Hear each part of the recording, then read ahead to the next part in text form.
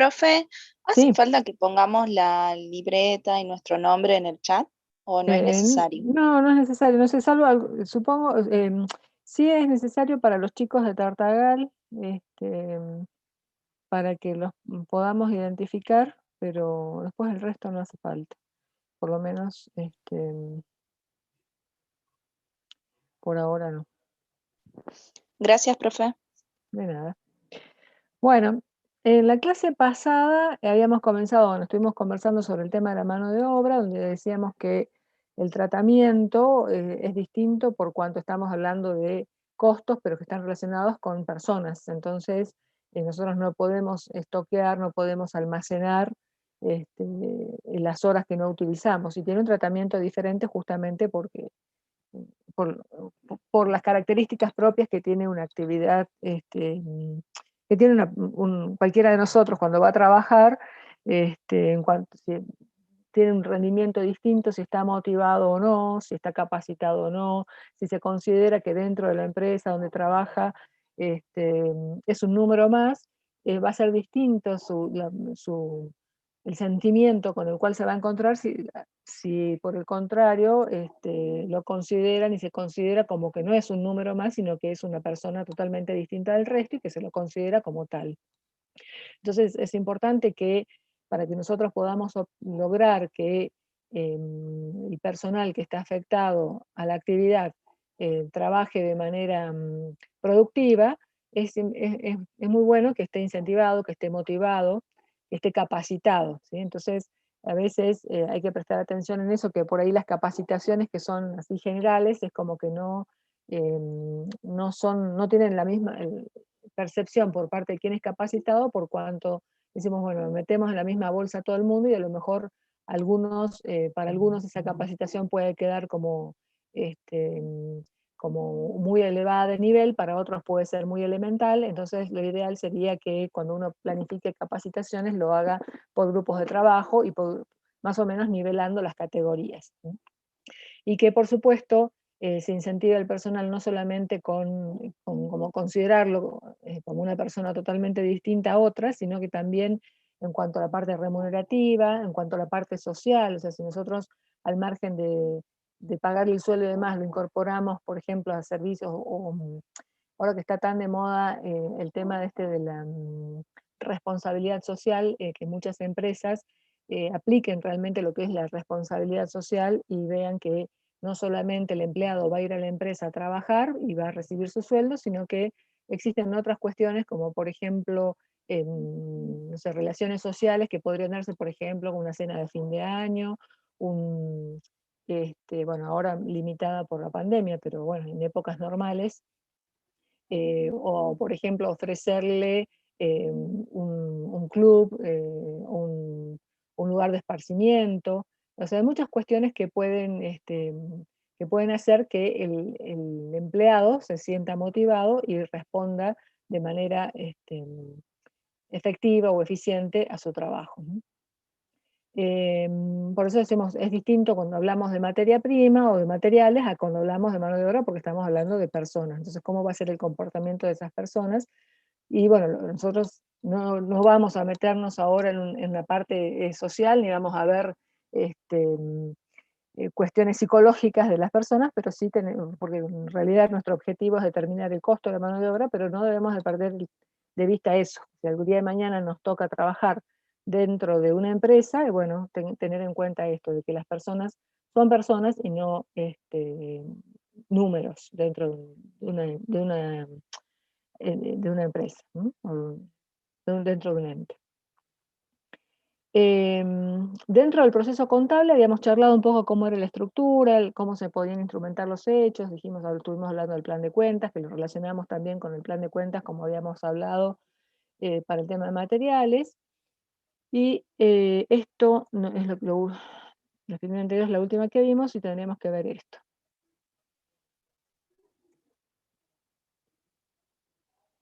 Em, ¿Cómo es el circuito, cómo es la diagramación de los sistemas de comprobantes de acuerdo a las necesidades que va a tener una empresa? Y vuelvo a repetir lo que digo siempre.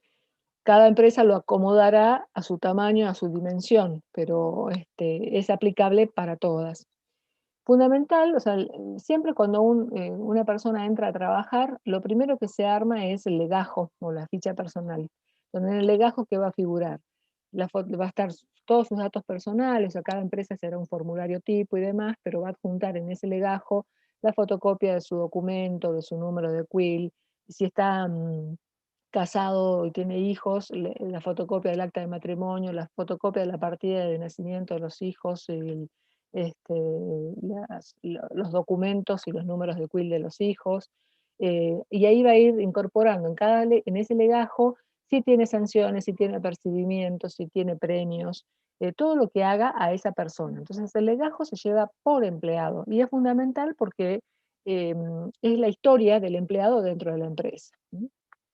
¿Por qué no sirve? Porque yo les decía el tema de de incorporar el documento de los hijos y el quill y demás, porque bueno, todo eso hace la parte de la documentación requerida para después presentar, para cobrar ciertos aspectos relacionados a la asistencia familiar. Profe, Sí, perdón, que ¿eh? no estoy grabando la clase, ahora me acabo de acordar. Dejar de compartir. ¿Eso me querían decir? ¿O me decían Sí, otra profe. cosa? Listo, gracias. Ya está. A ver. Ya estamos. Perdón, me olvido. Y como comparto, no veo el chat. A ver, ahora. Ahí está. Entonces repito lo que les decía, que la ficha de personal o el legajo del personal es el documento que va a tener cada persona que trabaje en una empresa, donde ahí se va a incorporar en ese legajo. Bueno, cada empresa tendrá su formulario tipo, pero van todos los datos personales del empleado, toda la documentación respaldatoria como DNI, número de quill, tanto de él como su núcleo familiar primario. En ese legajo se van a incorporar todas las novedades, como por ejemplo certificados médicos, si es que falta, bueno, el certificado médico que presenta va a ir al legajo. Si pide una licencia especial por estudio, va en ese legajo. Si pide una licencia por matrimonio, va en el legajo. O sea, cualquier tipo de licencia que solicite, cuando se le otorga la licencia anual reglamentaria, o sea, las vacaciones, también tiene que quedar debido respaldo documental en ese legajo. Si tiene apercibimientos, si tiene sanciones, si tiene premios, todo lo que haga la vida del empleado dentro de la empresa tiene que quedar guardado dentro del legajo. Luego viene la tarjeta de asistencia de entrada y salida. Bueno, también ahora con las tecnologías, o sea, muchas empresas en vez de usar, no sé si ustedes han tenido oportunidad de trabajar en alguna o ver si van a alguna empresa o, por ejemplo, en las entidades públicas, que hay un reloj donde cada empleado marca la tarjeta y se indica la hora de entrada y la hora de salida. Ahora a veces, bueno, les decía, de acuerdo a los medios más modernos, en realidad en vez de usar el reloj, se utiliza una tarjeta magnética, entonces se va registrando a qué hora ingresa el empleado a la empresa y a qué hora se va. Después vamos a ver, o sea, esto es importante porque esa hora de entrada y esa hora de salida a mí me va a servir para ver cuántas horas le tengo que pagar. Después vamos a ver si todo eso es productivo o no, pero mientras tanto las horas de permanencia las tengo que conocer porque es en función a eso que va a cobrar su salario. Si llega tarde, va a quedar reflejado en esa tarjeta de entrada. Entonces se descontarán las llegadas tarde o se podrán aplicar sanciones o por ejemplo, empresas que pagan presentismo. Hay convenios colectivos que tienen previsto pagar un determinado porcentaje en concepto de presentismo, pero dice, bueno, a la segunda o tercera llegada tarde se pierde el presentismo. Entonces es importante que nosotros conozcamos la hora de entrada y de salida de ese personal. La tarjeta de distribución de tiempos, esto sí ya hace más a los costos, porque ahí nosotros en esa tarjeta vamos a ir marcando o vamos a ir registrando los tiempos que tiene asignado a cada proceso. Entonces, por ejemplo, en la actividad, siguiendo con el ejemplo de la carpintería, nosotros podríamos decir, bueno, Juan Pérez estuvo en el día 21 de abril, estuvo 2 horas afectado a la confección de un juego de dormitorio que fue solicitado por el cliente tal. y 3 horas a fabricar escritorios o pupitres que fueron solicitados por la escuela, en número tal, o por la universidad, o por lo que fuera. Entonces ahí vamos registrando, porque después vamos a ver más adelante por qué nos sirve conocer esa distribución de tiempos, porque o sea, todo eso vamos a tener que ir cargándolo a la orden que corresponda, ¿sí? A qué tarea está llevando a cabo ese empleado en determinado día. En informes de tiempos perdidos, que también hace a lo que es costos, ahí se ve registrando todas las horas, o sea, nosotros, por un lado, por el punto 2 que yo les dije, la tarjeta de asistencia, es la que me marca las horas de permanencia que esa persona tiene dentro de la empresa, a la hora que entró y a la hora que salió. Entró a las 8 de la mañana y se retiró a las 17 horas. Entonces, esas 9 horas que estuvo en la empresa son las horas de asistencia. Pero dentro de esas horas de asistencia, él pudo haber estado con, no las 9 horas afectadas a la producción, sino que pudo haber estado con tiempos perdidos. Por ejemplo, es normal, si trabaja de horario corrido, obviamente se tiene que dar un tiempo de descanso. Entonces, si hay media hora asignada para el almuerzo, va a ir registrado ahí. Si se cortó la luz y no pudo trabajar 20 minutos porque se cortó la luz, va a ir registrado ese tiempo en ese informe. Si no pudo trabajar porque la máquina tuvo un desperfecto y se interrumpió el proceso, también tiene que quedar registrado. Si no pudo trabajar porque se sintió descompuesto, también va a quedar. Si tuvo que ir a hacer un trámite personal, todo eso se va a ir registrando en esos informes. Luego se va a hacer al final al final de la quincena, porque acá tenemos que hacer distinciones según sean empleados que están afectados al proceso productivo, a la producción, o empleados que sean administrativos o del sector comercial y demás, porque los empleados de administración o del sector de comercialización tienen una remuneración mensual. Entonces, hay muchas de estas cosas que nosotros vamos a ver acá que para el empleado eh, que no está afectado a la producción no van a incidir. Hasta, por ejemplo, el informe de tiempos perdidos, porque no lo vamos a estar midiendo. Sí vamos a medir, por ejemplo, la entrada y salida, sí vamos a llevar el legajo y demás. Una vez que nosotros tenemos la tarjeta de asistencia, o sea, de entrada y salida, vemos la cantidad de horas que ese empleado estuvo durante la quincena, por ejemplo, y después vemos el informe de tiempos perdidos, vamos a sacar cuál es el resumen que tuvo en total de horas afectadas a la producción, que después nos va a servir para otra información que vamos a ver más adelante. Todo eso también tenemos las planillas de liquidación de haberes, o sea, por ley nosotros sabemos que tenemos que pagarle los sueldos, entonces la liquidación, el recibo de sueldo es una consecuencia de que antes se preparó la liquidación.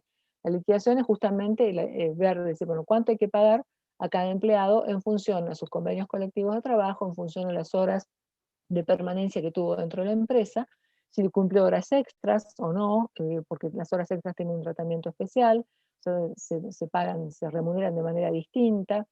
O sea, toda esa información es la base para que después se confecciona la liquidación y dicen, bueno, a Juan Pérez hay que pagarle 10.000 pesos. Bueno, entonces después se emite el recibo de sueldos, donde se va a entregar una copia, el original va a ir para el empleado y la copia va a quedar para la empresa.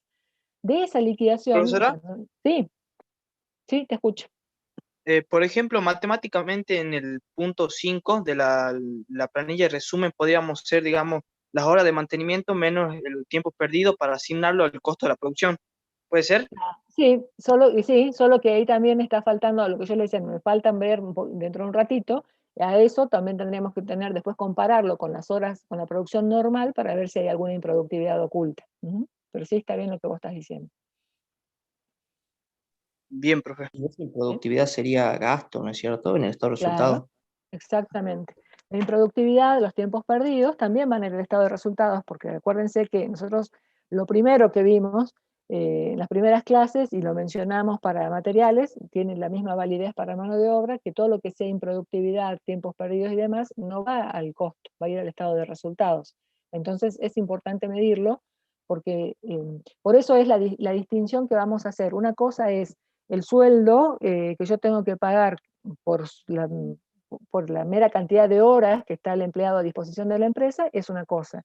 Pero de ahí a que yo vaya a imputar todo eso al costo, no es así. O sea, yo tengo que pagar 10.000 pesos, pero después tendré que ver cuánto de esos 10.000 pesos corresponde que yo impute al costo y cuánto va a ir el estado de resultados.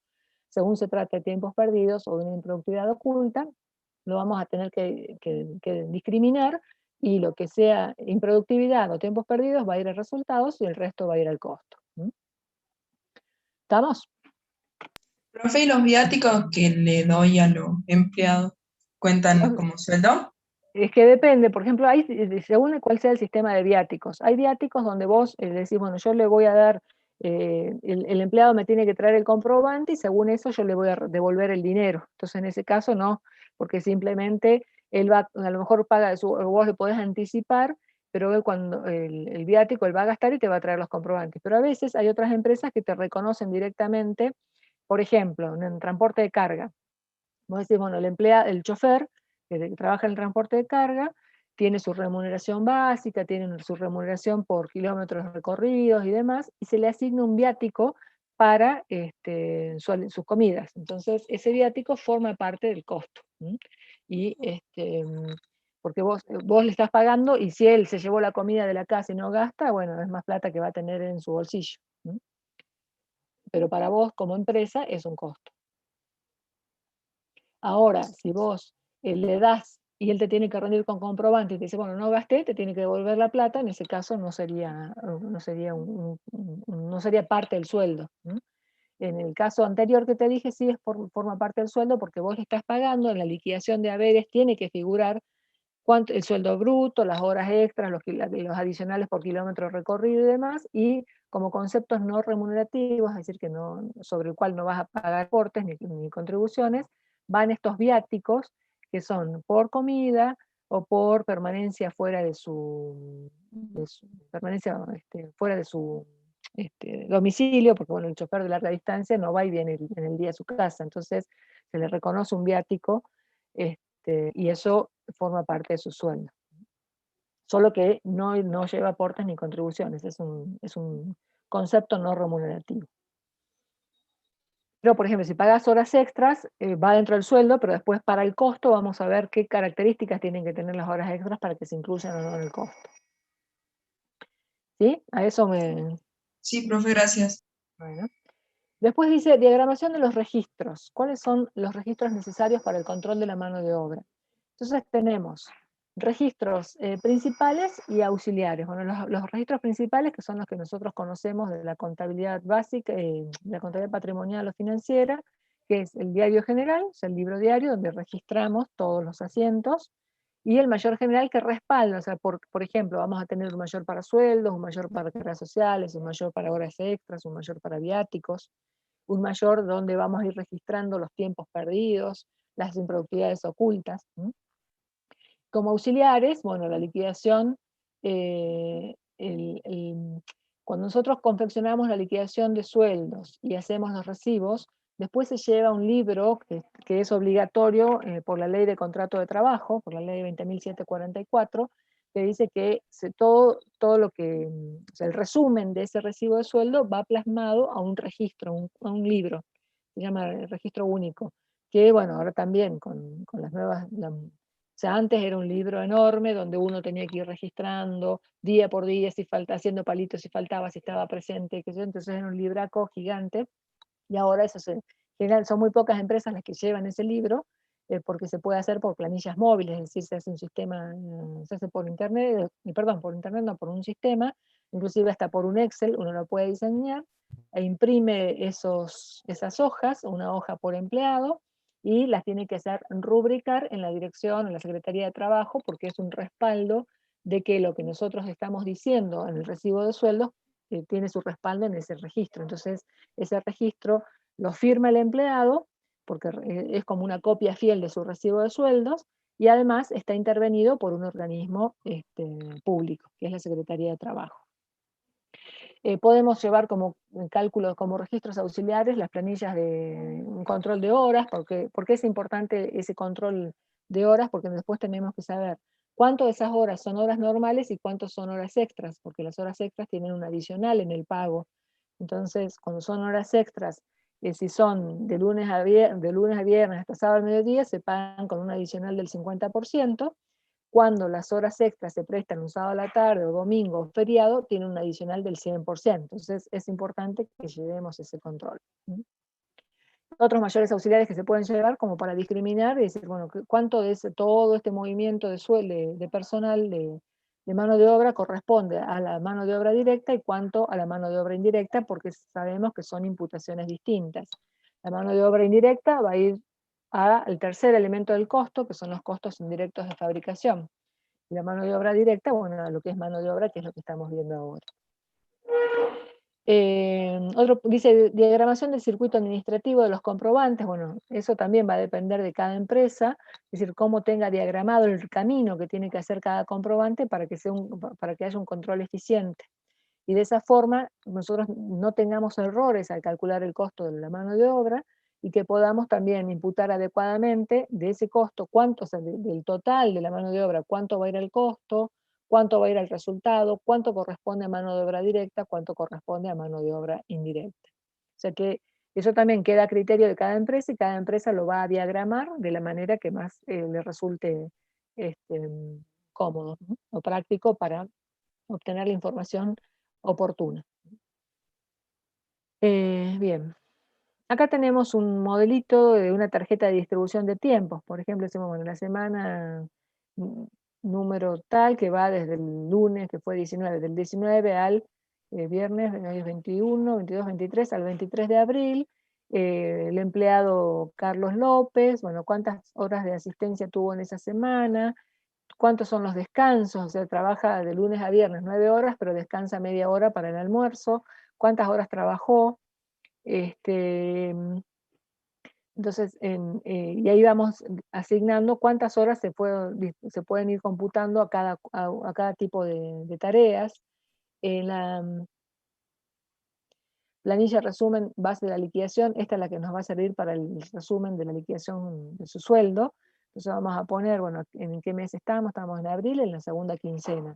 El departamento, por ejemplo, de corte departamento de corte. Supongamos que tengamos distribuido dentro de la carpintería, tenemos un departamento de corte, un departamento de armado, un departamento de pintura, un departamento de ensamble o lo que fuera. Entonces acá vamos a poner el legajo. Por ejemplo, Carlos López, el legajo número 10.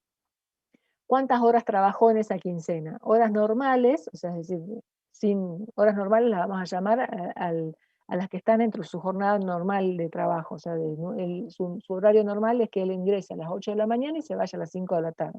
Entonces, ¿cuántas horas normales hizo en esa jornada? En la quincena hizo tanta cantidad de horas. ¿Cuántas horas estuvo, horas extras que se pagan con un adicional del 50%? Que son aquellas horas, como les dije recién, que van de lunes a sábado al mediodía, pero que están fuera de su jornada. Entonces, si él trabaja hasta las 17 y un día se quedó hasta las 19, está haciendo 2 horas extras al 50%. Pero si yo lo hago venir, después vamos a ver si corresponde o no que vaya al costo, o sea, lo vamos a ver enseguida. Pero si yo lo hice venir un sábado a la tarde, un domingo o un feriado, esa hora va al 100%, entonces lo voy a computar acá. Horas no trabajadas, entonces voy a discriminar cuántas horas no trabajó porque fue feriado, porque estuvo enfermo, porque estuvo con licencia. O sea, yo puedo hacer la planilla con la mayor cantidad de información posible, como se le ocurra a cada empresa, para tener el mayor grado de detalle. Y de eso voy a sacar de la sumatoria de esto, menos las horas no trabajadas, que voy a sacar, en realidad, no voy a restar. O sea, en realidad acá lo que estoy discriminando, porque las horas no trabajadas igual las tengo que pagar. Entonces de acá voy a sacar el total de horas a abonar, pero acá voy a saber cuántas horas de esas, supongamos que acá me da que en la quincena, no sé, trabajó, no sé, 100 horas, y acá voy a sacar cuántas de esas horas eran normales, cuántas eran horas extras, cuántas horas que estoy pagando fueron sin prestar servicios porque estuvo enfermo o porque fue feriado. Yo les decía hace un rato que es distinta la liquidación de haberes que se hace al personal que está afectado a la producción, porque generalmente se les paga por jornal. Ese jornal es un jornal diario, entonces, y se liquida por quincena. Es distinto de un personal administrativo donde se paga por mes, entonces no me hace falta esta información porque si haya o no feriado, igual yo no tengo que discriminar. Yo sé que su sueldo es 40.000 pesos por mes, no me importa si hubo feriados en el medio o no, le tengo que pagar eso. En cambio, a un personal que está afectado a la producción, sí, me interesa porque tengo que ver si es un feriado, si lo trabaja, si no lo trabaja, si tengo que reemplazarlo cuando está con licencia o no. Entonces, sí tiene un tratamiento distinto al personal afectado a la producción del resto de los empleados que tenga la empresa. Luego acá abajo tenemos un informe de tiempos perdidos, donde decimos, bueno, el departamento corte, que era el que habíamos puesto, el empleado Carlos López, la fecha tanto, no trabajó por rotura de máquina media hora, porque se cortó la luz 20 minutos, porque faltó material, o sea, cualquier causa puede haber, o sea, esto es meramente un ejemplo, puede haber muchas otras causas. Fíjense, causas técnicas, o sea, causas que hacen el proceso en sí. Por otras causas, y ahí vamos a poner, por trámites particulares, me pidió permiso porque tenía que ir al registro civil a sacar la partida de nacimiento del hijo. Bueno, se tomó 1 hora, entonces lo voy a sentar acá. O porque se retiró porque se sentía mal, o directamente no vino porque está enfermo. Entonces, yo voy a saber cuántas horas ese empleado en el día tal tuvo perdidas. En realidad, Profe, sí, una sí, consulta, disculpe.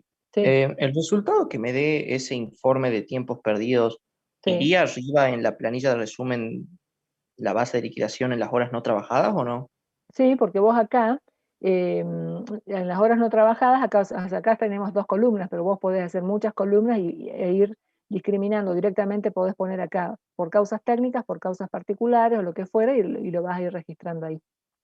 Ah, bien, eso no me había quedado claro. Sí, sí, sí, o sea, tiene que ser, o sea, en realidad esto sería primero hacer esto, o sea, vos necesitarías este informe y después lo volcás a tu base de liquidación. Lo mismo, necesitas tener esto para después hacerse. Este sería como el último paso. Una vez que yo tengo la tarjeta de distribución de tiempos y tengo el informe de tiempos perdidos, paso a mi liquidación. Gracias, profe. No, de nada. Y acá tenemos en esto cómo sería más o menos cómo va el circuito ese que hablábamos de los comprobantes, el departamento de personal o recursos humanos tiene el control de las tarjetas de asistencia, o ahora, como les decía antes, antiguamente era el reloj ese en el que se veía, no sé si alguna vez fueron a rentas, antes había un reloj gigante que marcaba, cada empleado tiene su tarjeta, cuando llega agarra su tarjeta, la ponía en el reloj y marca la hora de entrada, cuando se va agarra la tarjeta, la pone en el reloj, marca la hora de salida. Ahora con las tarjetas magnéticas uno la apoya directamente, ni siquiera hace falta, o sea, a veces ni siquiera hace falta sacarla, con que si está en la billetera, apoyamos la billetera y ya marca, te va a decir la cantidad de horas de permanencia. ¿A qué hora entraste? ¿A qué hora te fuiste? Después tenemos la tarjeta esta de distribución de tiempos, que decía, bueno, de estas cantidades, estas 9 horas que estuviste de permanencia en la empresa, ¿cuánto estuviste? Bueno, media hora destinada al almuerzo, pero después se cortó la luz o estuviste afectado a tal proceso. Esto, esta información la sacamos de, si existiera, un departamento de tomadores de tiempo, se llama, que son los que van a controlar qué hace cada empleado, o sea, cómo distribuye su tiempo cada empleado dentro de la empresa.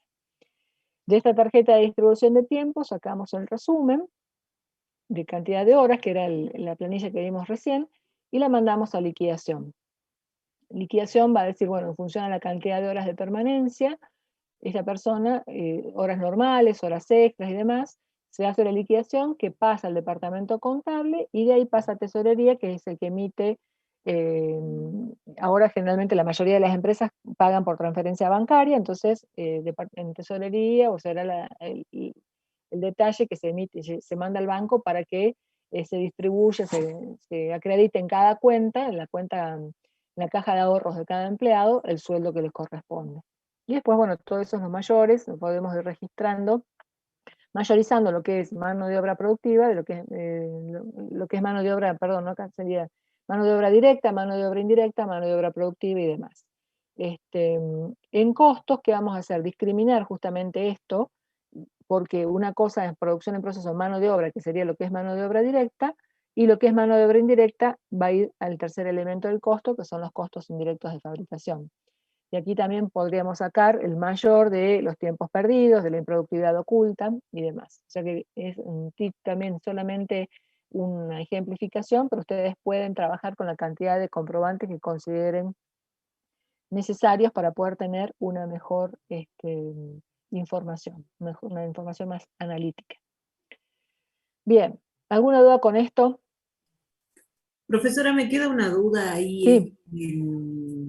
en el último mayor, debajo del departamento de tesorería, donde dice SF. Sí, acá dice saldo, el salario familiar a pagar, pero en realidad esto quedó, ya no sé, esto no corresponde, tendremos que sacar porque no, antes, eso quedó de la antigüedad. No se paga el salario familiar, si corresponde que el empleado lo cobre, ahora no lo paga la empresa, sino que lo paga directamente el ANSES. Entonces, eso era hace unos cuantos años, cada empresa tenía que hacerse cargo de pagar el salario familiar que correspondía a los empleados en función de la carga familiar que tenga. Entonces, o sea, en realidad no era un costo para el empleado porque eso lo deducía después de las contribuciones, pero tenía que llevar un control de cuánto tenía que pagar por salario a cada uno de los empleados. Ahora, desde hace unos años, hay un régimen de pago indirecto, porque pago directo por el parte del ANSES. O sea, el empleado, por eso les decía, en el legajo es importante cuando el empleado diga, bueno, mi carga de familia es esta, tengo tantos hijos menores de 18 años, porque son distintos regímenes. Por ejemplo, la escolaridad se paga hasta los 18 años. Si tiene un hijo discapacitado, tiene una asignación especial. Entonces, todo lo que haga a la vida familiar del empleado tiene que estar en el legajo. Y de ahí, la empresa, ¿qué es lo que hace? Le da el alta al empleado en el ANSES y después es el mismo empleado que tiene que presentar un formulario, también aportando la documentación necesaria para que se le liquide el salario familiar. Y eso, ¿qué hace el ANSES? Se lo paga directamente, se lo deposita en una caja de ahorro, ¿no? Pero bueno, antes todo ese trabajo lo hacía la empresa pagaba y después descontaba de sus cargas sociales lo que había pagado de salario familiar. Justamente, ¿por qué se evitó esto? Porque si no, después nadie quiere tomar empleados con hijos, porque si no era mayor, es decir, no aumentaba el costo, pero sí necesitabas una carga financiera en realidad, porque tenías que disponer de más dinero para pagar ese salario, ¿no? Entonces se evitó eso y ya no pasa el salario por la empresa. Profe, Sí. ¿puede repetir lo último en el cuadro cuando hablaba de resumen de los trabajos directo e indirecto cuando pasa al departamento de costos? ¿Acá? Sí, ¿Esto? ahí abajo. Sí. Bueno, acá, o sea, esto que te hace, si tenés dentro de la empresa, o sea, en realidad lo que nosotros estamos buscando es información de costos. Entonces, la empresa puede tener o no un departamento de costos, pero si no existe el departamento de costos como tal, alguien dentro de la empresa se tendrá que hacer cargo de juntar toda la información que surge de la liquidación de haberes, de los tiempos perdidos y demás, para ver cuánto de esa información va a ir, corresponde a lo que es mano de obra directa, cuánto corresponde al personal que trabaja, que es mano de obra indirecta, porque tiene tratamientos, o sea, son elementos del costo distintos, cuánto va a ir dentro de eso, cuánto corresponde que después imputemos al costo y cuánto tenemos que mandar al estado de resultados porque corresponde a tiempos perdidos o corresponde a improductividad oculta. Entonces, yo lo que les decía es, todo esto es como una parte administrativa que sirve para que nosotros, cuando tengamos que armar la información de costos, tengamos toda la información pertinente que nos permita discriminar qué corresponde a mano de obra directa, qué corresponde a mano de obra indirecta, cuánto va el costo y cuánto va el resultado. Profe, eso Sí. mayormente lo hacen, por ejemplo, en una obra, los ingenieros, los capataces, ¿que no? Claro, el control de las obras generalmente lo hace el capataz. Después la determinación del costo en sí, bueno, lo hará, sí.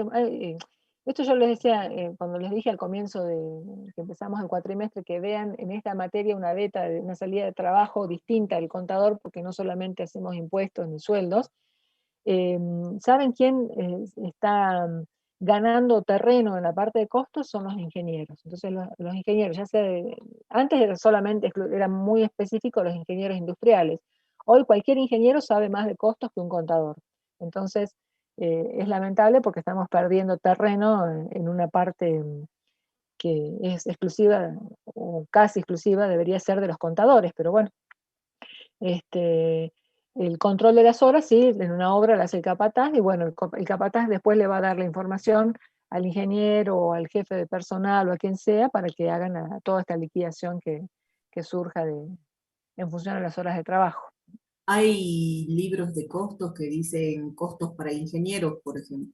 Claro, pero ¿sabés qué pasa? Que sería, el tema es que hoy, si yo tomo un contador y tomo un ingeniero, y a los dos les hago que me calculen costos, yo el que me va a calcular, hoy, así como estamos, el que me va a sacar mejor el costo y va a tener más herramientas de costo y va a poder determinar va a ser el ingeniero. El contador no tiene ni idea. ¿Por qué? Porque es una materia que pasó hace tiempo en la universidad porque era obligatoria, pero nunca le dio importancia. Entonces, es lamentable porque estamos dejando en manos de otras profesiones lo que nosotros estamos desperdiciando. Es cierto, hay libros que se llaman costos, bueno, por ejemplo, costos industriales, y en vez de ver los contadores, lo ven los ingenieros. Costos para industriales, costos para ingenieros, o sea, hay estamos dejando muchos huecos nosotros, los contadores. Pero, profe, eso Así no es que porque, sí, digamos, porque nosotros no sepamos de costos, sino porque generalmente el ingeniero está especializado en la obra, entonces ellos arman su estructura en base a los materiales que necesiten, y por eso saben determinar el costo mejor que el contador. bueno, ellos conocen el proceso productivo, pero si vos sos contador de la empresa, en vez de quedarte sentado en el escritorio o en tu estudio esperando que te lleguen los papeles, te metés a la obra y trabajás a la par del ingeniero, vas curioseando, vas mirando, vas conociendo el proceso, estás en las mismas condiciones que el ingeniero, porque el ingeniero, ¿qué hace? Se puede conocer el proceso, pero él no sabe cómo va a imputar el costo, si va a ir a valor histórico, a valor corriente, cómo, eso no lo sabe él. El que sabe eso es el contador. O sea, lo que conoce el ingeniero es decir, bueno, yo para hacer esta obra necesito tantas toneladas de hierro, tantas toneladas de cemento, de mano de obra tantas horas y demás, pero él te va a dar el componente físico, cuánto necesita de cada cosa. El componente monetario, bueno, lo puede estudiar, o sea, obviamente, porque tienen que firmar un proyecto y demás, pero ¿quién mejor que un contador para saber la correcta imputación de los costos? Porque él te va a englobar como mano de obra todo lo que paga. En cambio, vos como contador vas a saber cuánto de eso es realmente costo y cuánto tiene que ser una pérdida que tuvo la empresa por no haber sido eficiente en el uso de la mano de obra, por ejemplo. Ah, claro, claro. ¿Entendés? O sea, sí, los contadores, yo te digo, o sea, en realidad hay otra realidad también, o sea, muchos contadores no tienen el tiempo físico porque estamos tan abarrotados de resoluciones de AFIP y demás que no tenemos tiempo físico de leer otra cosa que no sea impuestos. Y sumado a que muchas veces el mismo cliente va a decir, bueno, no, yo la verdad que los costos no me interesa mucho porque los manejo a ojo de buen cubero, no te voy a pagar ningún adicional ni nada extra porque me hagas ese cálculo. Entonces, tus honorarios son para que pague de liquidez los sueldos y los impuestos y chau. Entonces, eso es lo que nosotros deberíamos revertir, es decir, bueno, le prestemos al cliente un valor agregado, le brindemos un valor agregado, porque somos los contadores, para lo único que servimos es para decirle, tenés que pagar impuestos, tenés que pagar el IVA, tenés que pagar ganancias, tenés que pagar los aportes, tenés que pagar los sueldos, o sea, todo es pagar, pagar, pagar. La gente nos detesta, porque lo único que hacemos es darle malas noticias. Entonces, si nosotros cambiamos un poco este paradigma y le podemos dar un servicio a nuestro cliente, donde decimos, bueno, en vez de, está bien, voy a hacer esto porque esto es obligatorio, porque no puedes dejar de pagar y demás, y es mi tarea, pero también te voy a brindar un asesoramiento para que vos dejes de perder o empieces a ganar en algo que no te estás dando cuenta que estás perdiendo, por ejemplo. Entonces creo que la mirada ella cambiaría. Pero bueno, se los dejo como inquietud para que ustedes cuando se reciban tengan esta otra mirada, que no solamente nos tenemos que limitar a hacer solamente lo que es cierto, la gente necesita hoy cumplir con la FIP y demás, pero hay otras, muchas más cosas que podemos hacer donde nos mirarían con más cariño los clientes que si solamente le hacemos pagar cosas. ¿Mm? Sí, Bueno, profe, además con todos los avances tecnológicos, yo creo que la tarea del contador va a cambiar en un futuro y todo sí, lo que hacen ahora o lo que hacían antes ya lo sí. vamos a dejar de hacer. Claro, o sea, y ahí, bueno, ahí tendrás que asesorar, decir, bueno, voy a cambiar, voy a hacer, por ejemplo, ahora con el tema del IVA digital, ya muchas cosas o sea, ya están prácticamente hechas. O sea, vos como contador controlarás que las facturas estén correctamente imputadas o no, según lo que te diga la FIP y bueno, y demás. Y te va a quedar más tiempo disponible en realidad para poder brindar otro asesoramiento. Pero es cierto que lo que vos decís, los avances y las nuevas, los cambios que va haciendo continuamente la FIP, cada vez necesita, por ejemplo, hasta mismo rentas, ahora con el tema del monotributo unificado, en realidad ya hay algunas categorías de monotributistas que ni necesitan presentar su declaración jurada de rentas, entonces no es que el tema, ¿sabes cuál es el error? Es que bueno, ya no necesito contador porque yo sé que todos los meses voy y pago lo mismo. Pero sí necesita el contador, porque el contador le tiene que llevar el control, decir, bueno, cuál fue su facturación, está bien categorizado en el monotributo o no, o sea que no es que no se pueden liberar fácilmente el contador. El tema es que muchos organismos, inclusive hasta las FIP o rentas mismas, dicen, no le hace falta el contador, usted inscríbase, haga esto, y después cuando mete la pata, recurren al contador para que lo salve de todos los líos que tienen. Entonces, bueno, me fui de tema, pero bueno, ese es el tema sería eso, de que le cambiemos la mirada a las oportunidades de asesoramiento que tenemos los contadores.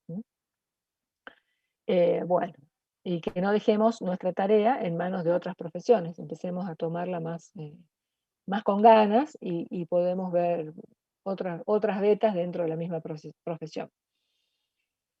Bueno, ¿alguna otra duda, consulta hasta aquí?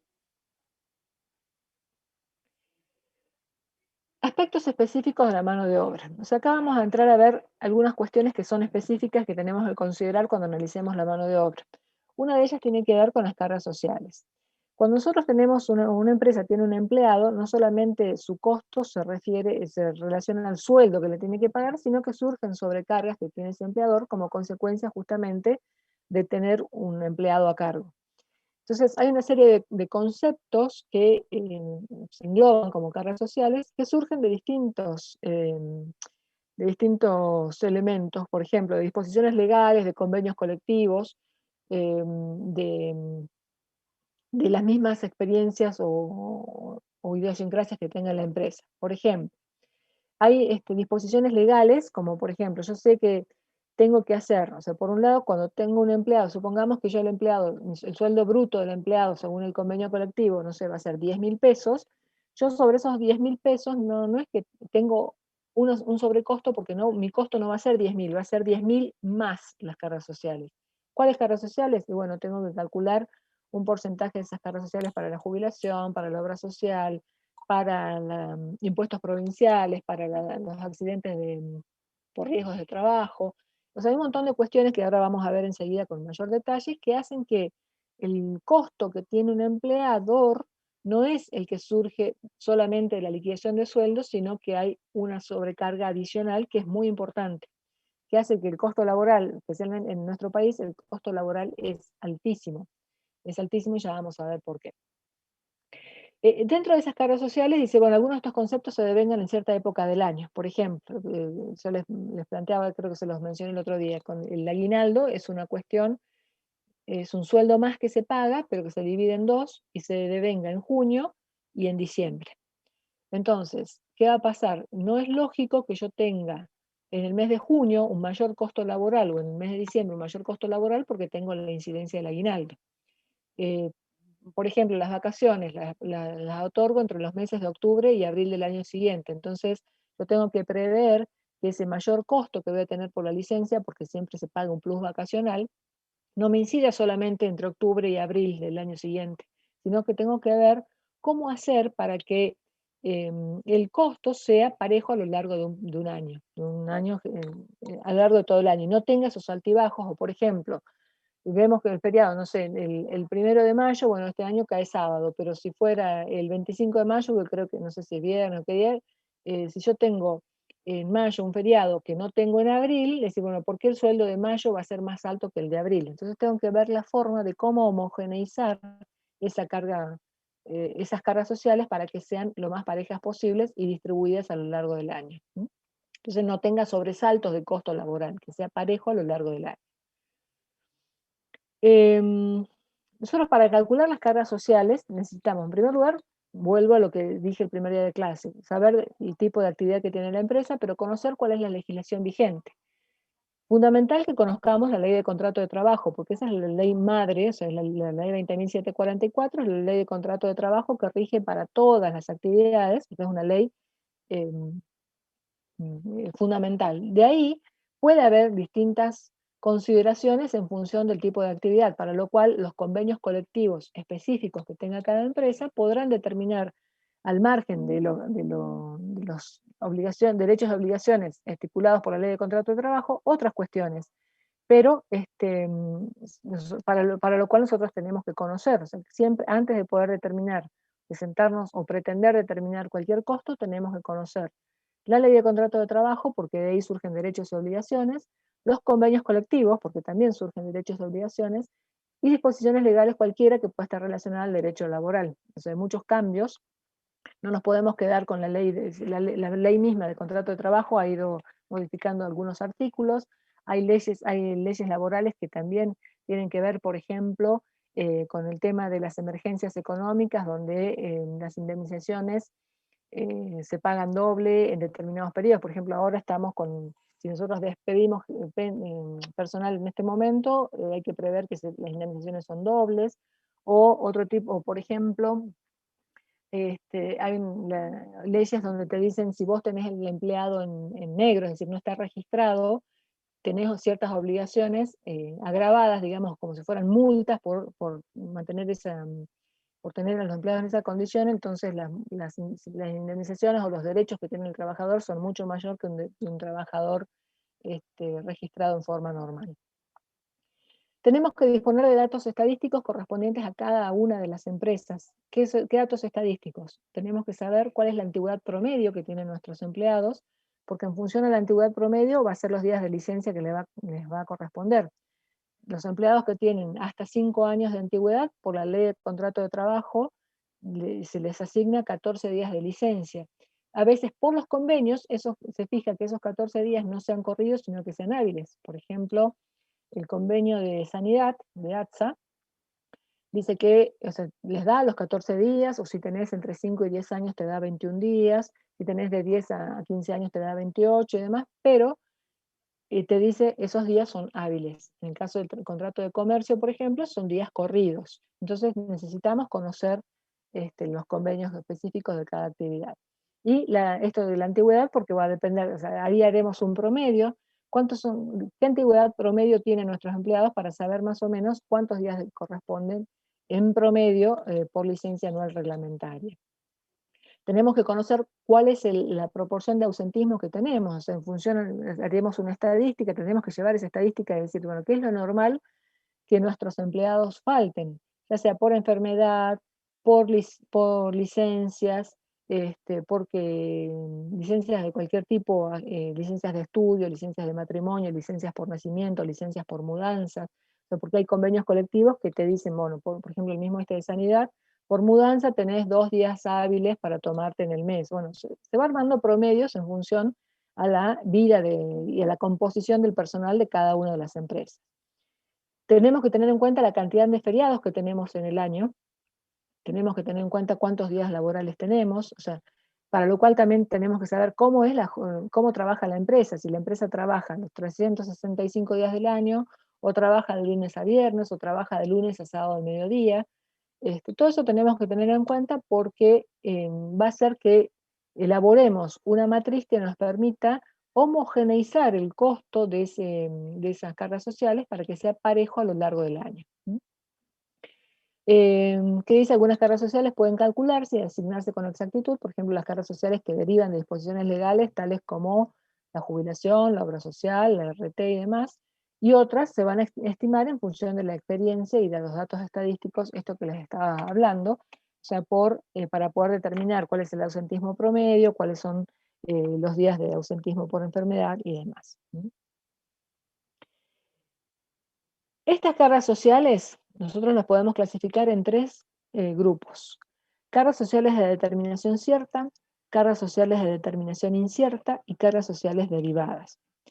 Las cargas sociales de derivación cierta son las que pueden calcularse con exactitud, porque surgen de disposiciones legales. O sea, yo puedo calcular, porque yo sé, por ejemplo, que para la jubilación yo tengo un costo del 10,47%, y yo sé, ese es un porcentaje que me lo da la ley.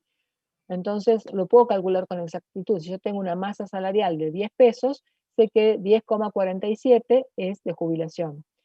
sé que 6 pesos va a ser de obra social, porque el costo, o sea, el porcentaje de la obra social es del 6%. De la RT lo voy a saber para mi empresa, el costo de la RT no es igual para todas las empresas. La RT es la aseguradora, el costo de la aseguradora de riesgos de trabajo. Y es una ley que dice que cada empleado, cada empresa tiene que contratar su aseguradora. El costo que va a tener va a depender del tipo de actividad, de la magnitud de la empresa, o sea, cuántos empleados tiene, la masa salarial, o sea, el riesgo, porque no es lo mismo el costo que puede tener una RT de una empresa que, comercial, o sea, que compra y vende ropa, que el costo que pueda tener una empresa constructora, donde hay mucho más riesgo de que el obrero se caiga del andamio. Entonces, es distinto el porcentaje que pueda tener de ese costo. Entonces, cada empresa va a tener su propio costo de riesgo de trabajo. Luego dice las cargas sociales de determinación incierta, o sea que son las que tengo que estimar para cada empresa. Acá incluimos el ausentismo pago, los feriados, las licencias, todo lo que sea licencias que hacen especial, que son especiales para cada empresa. No va a haber dos empresas iguales. Entonces, por eso decimos que es de determinación incierta, porque tenemos que calcularlo en función de una experiencia. Y puede ser que ocurra como que no. Entonces ya después vamos a ver que en realidad vamos a trabajar mucho con previsiones o con provisiones en algunos casos. Y las cargas sociales derivadas sería aplicar sobre las cargas sociales inciertas el porcentaje que corresponde a las cargas sociales ciertas. Es decir, si yo tengo un costo determinado por licencias, sobre ese valor de las licencias tengo que aplicar el porcentaje que surja de las cargas sociales ciertas, o sea, la jubilación, la obra social, el RT, etc. ¿Sí? Entonces, esos son los 3 grandes grupos que nosotros vamos a tener. Cargas sociales de determinación cierta, de determinación incierta y derivadas. ¿Alguna duda hasta aquí? ¿Consultas? No, profe. Perfecto.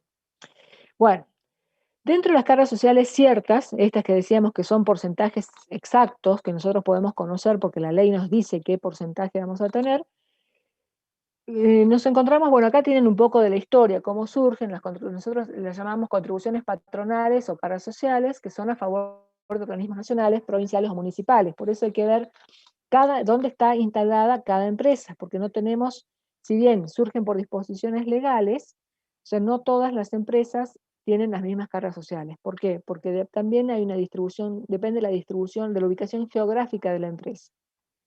Por ejemplo, dentro de lo que se llama Gran Salta, que ocupa Salta Capital, Güemes y algunos partidos y algunos departamentos cercanos, hay un porcentaje de cargas sociales. Si nos vamos a Tartagal, por ejemplo, las cargas sociales tienen otro porcentaje. Si nos vamos al sur del país, las cargas sociales tienen otro porcentaje. Si nos vamos a Cuyo o nos vamos al noreste, o nos quedamos en Cava o vamos a Gran Buenos Aires, o sea, siempre tenemos que saber en qué lugar geográfico está ubicada la empresa, y si es una empresa que tiene sucursales, dentro de la misma empresa vamos a ver que hay cargas sociales distintas. Dice nacionales, bueno, generalmente son provinciales. ¿Por qué? Porque, por ejemplo, cada provincia también puede fijar su carga social.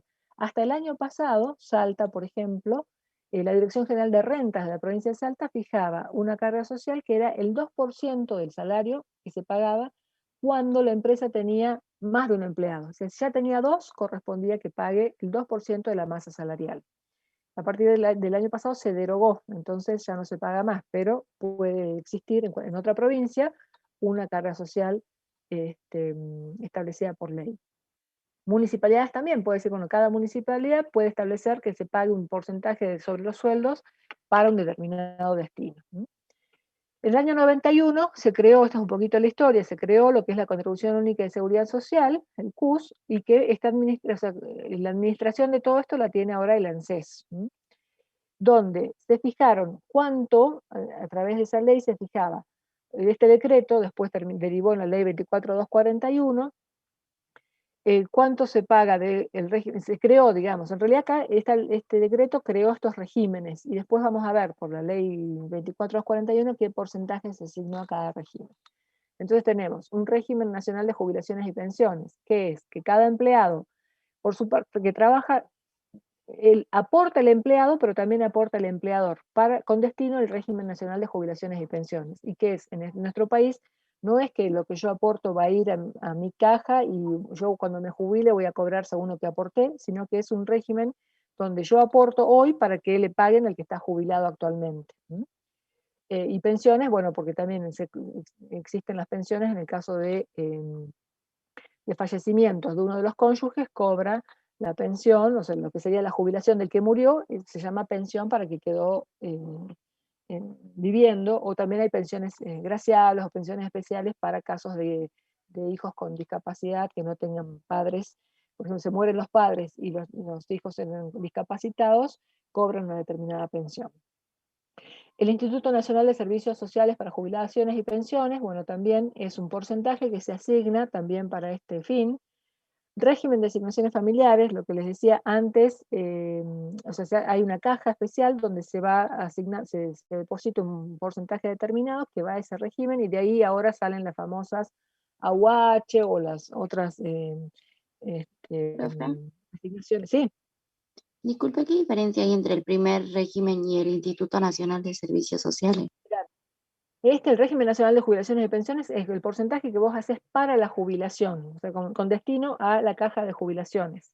Y el Instituto Nacional de Jubilaciones y Pensiones, que es el Instituto de Jubilados y Pensionados, es por ejemplo, vos como empleado aportás un 11%, y como empleado acá, de aportás un 3%.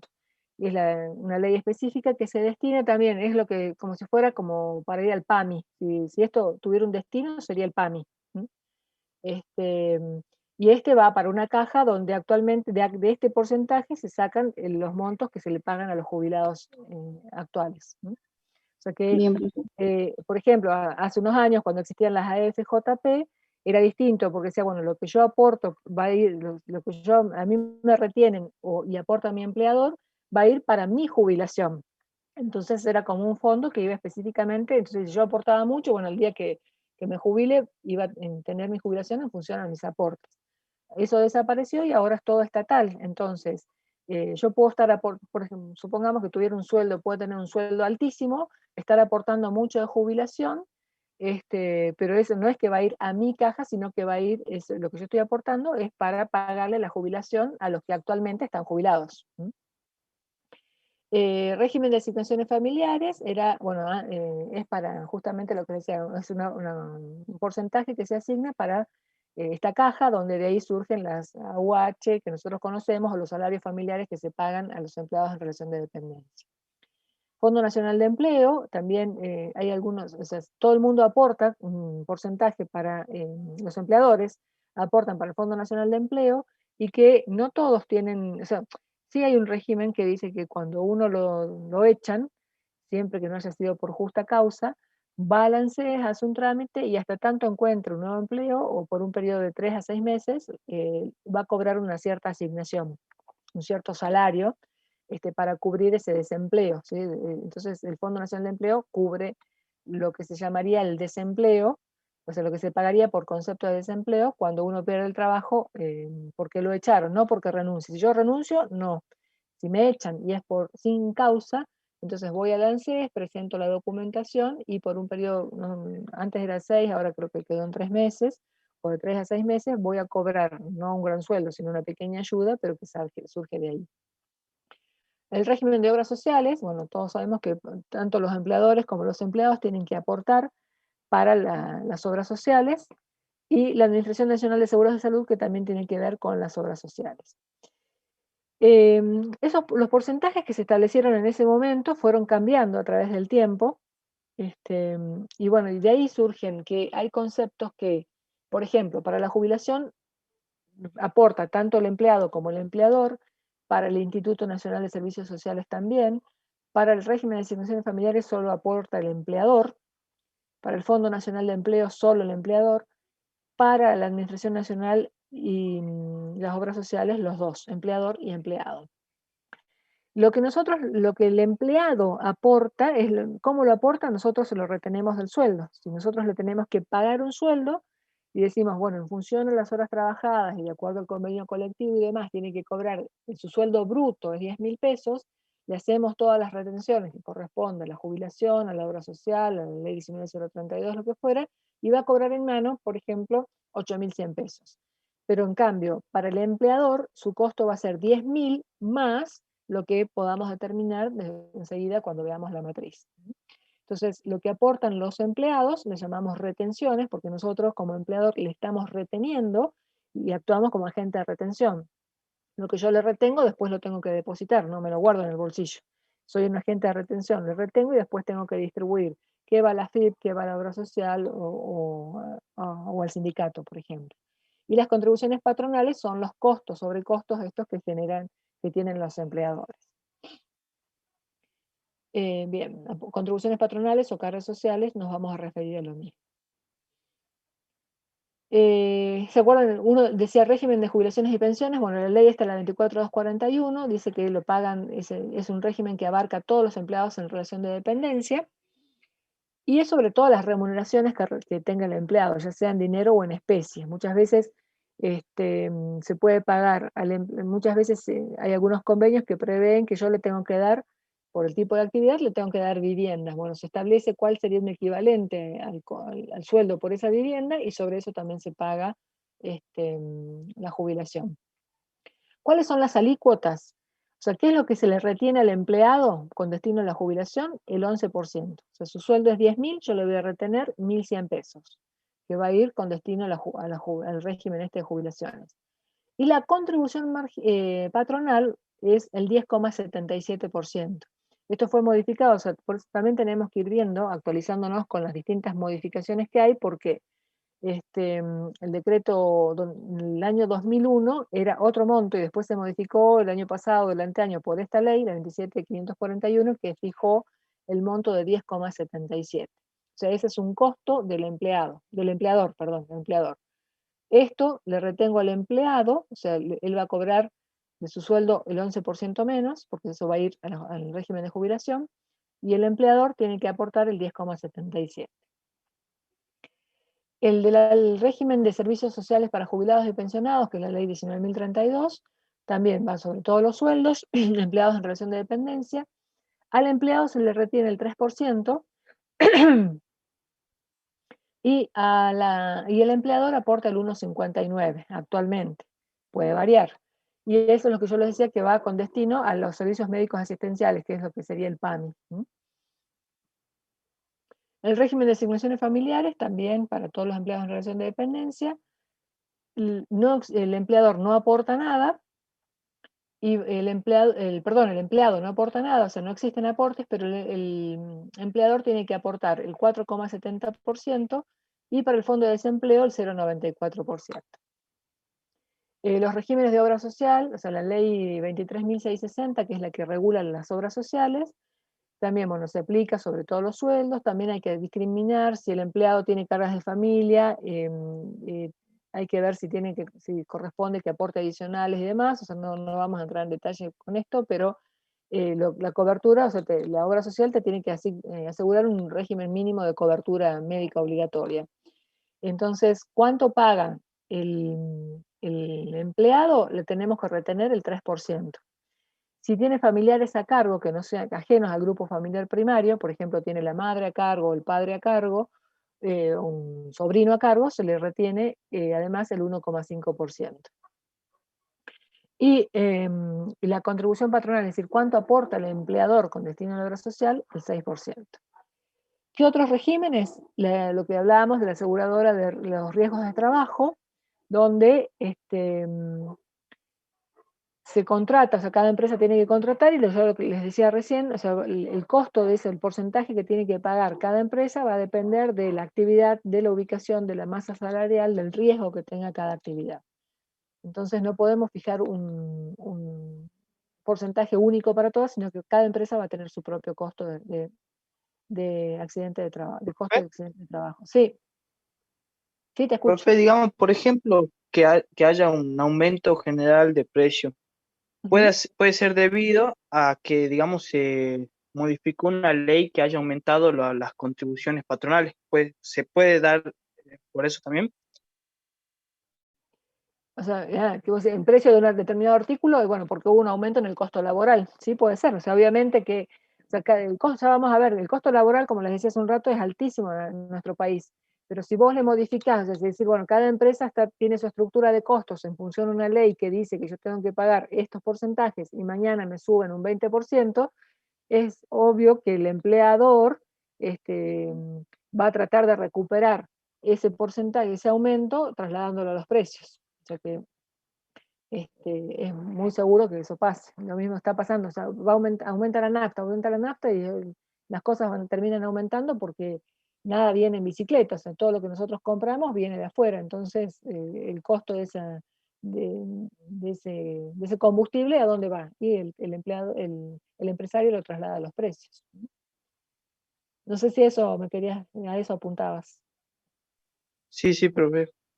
Porque no solamente, o sea, tienen que tener en cuenta que los sueldos generalmente, o sea, como también tenemos el problema de la inflación, ustedes fíjense que verán por los diarios o por los noticieros de que cada 2 o 3 meses los sindicatos quieren salir a pedir aumentos de sueldo. Entonces, bueno, yo puedo hacer una proyección, a lo mejor tengo mi presupuesto en función a un determinado sueldo, pero también cuando haga esa proyección tengo que saber que cada 3 o 4 meses hay un incremento de un determinado porcentaje. Y que eso justamente va a incidir en el aumento de precios. Y por consecuencia, al aumentar los sueldos, aumenta todo el costo laboral porque yo voy a aplicar, supongamos que no aumentan los porcentajes de las cargas sociales, pero bueno, es variable porque si una cosa es aplicar, no sé, un 40% sobre 10.000 y otra cosa es aplicar un 40% sobre 15.000, entonces el costo laboral es mucho mayor. Les decía con el tema de la ART, que bueno, que es específico para cada empresa, y generalmente la alícuota, o sea, antes había un componente fijo y uno variable, ahora el variable es muy chiquitito, hasta hace poco tiempo era de 60 centavos por empleado, el monto fijo, ahora creo que lo van a subir, no sé, creo que dio un salto, me parece que va a 40 pesos o algo así por empleado, pero no estoy segura del monto. Y el monto variable es un porcentaje que va a ir sobre los sueldos brutos y que va a depender, como les decía, de la cotización que haga cada RT en función a las condiciones de la empresa. Ubicación, actividad, riesgos, masa salarial, cantidad de empleados. Otro concepto que tenemos que tener en cuenta es un costo que es una carga que es del empleador, que es un seguro de vida dado por ese decreto, donde se estableció un seguro de vida colectivo que se paga. O sea, ¿qué va a pasar? Se paga, no es muy caro, pero bueno, si yo tengo un empleado, no es mucho, pues si tengo 1.000 empleados, se hace bastante importante la suma, donde es un seguro que va a cubrir una muerte del empleado. Entonces, por cualquier causa, el empleado se muere, entonces sus derechohabientes tienen derecho a cobrar una indemnización, que hoy por hoy no van a ser mucho, la verdad que con el capital asegurado, perdón, me fui, el capital asegurado al día de hoy, de abril del 2021, es 118.800. Es 5,5 veces el salario mínimo vital y móvil, y ahora estaba en 21.600, creo, por ahí el salario, entonces 5,5 veces el salario mínimo, o sea que el capital asegurado a este mes, o sea, abril 21, es 118.800. ¿Cuánto es el costo para el empleador? 24 pesos con 35 centavos por empleado y por mes. Bueno, si nosotros hacemos un resumen de lo que estuvimos hablando recién, fíjense, resumen de contribuciones patronales, y que estas son las contribuciones patronales ciertas, o sea que lo que yo sé que sí o sí tengo que pagar porque conozco esos porcentajes. Son ciertos porque están porcentajes establecidos por ley. Régimen de jubilaciones y pensiones, o sea, la jubilación 10,77. El régimen de servicios para jubilados y pensionados, 1,59. Régimen de asignaciones familiares, 4,70. Fondo Nacional de Empleo, 0,94. Régimen de obras sociales, 6%. ART, bueno, acá yo les puse un promedio, suponiendo, reitero, no es que para todas las empresas va a ser igual, supongamos que sea un 3,5.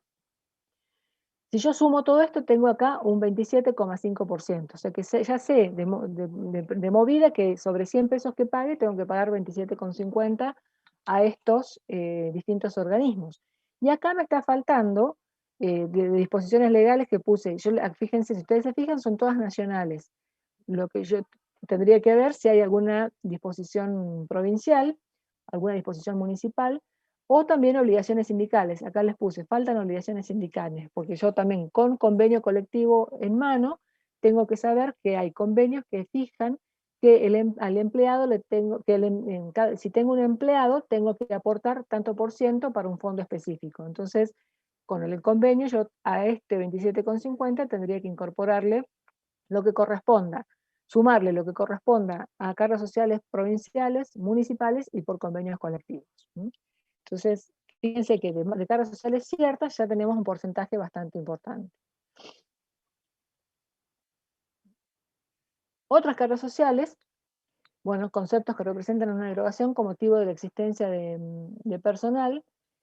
En la empresa que surgen de los convenios colectivos, que es lo que les decía recién, pero aparte hay otras cargas sociales que surgen de los convenios colectivos, como por ejemplo la obligación de entregar ropa de trabajo, uniformes y equipos, o por ejemplo materiales de trabajo. Entonces, si yo tengo esa obligación por convenio colectivo, tengo que también cuantificarla y ver, transformar el costo de esos uniformes o de esa ropa en un porcentaje que ya después vamos a ver, o en la práctica lo van a ver, cómo transformar ese costo en un porcentaje para que incida en la matriz de las cargas sociales.